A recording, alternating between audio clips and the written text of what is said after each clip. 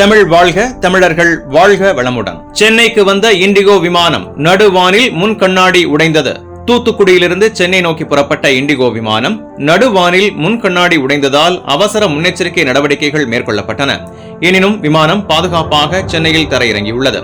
Indigo ஏர்லைன்ஸின் ATR 6E1607 விமானத்தில் 75 பயணிகள் பயணம் செய்தனர்.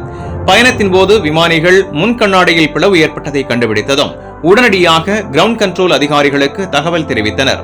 அதன் பேரில் சென்னை விமான நிலையத்தில் லோக்கல் ஸ்டாண்ட் பை எச்சரிக்கை அறிவிக்கப்பட்டது.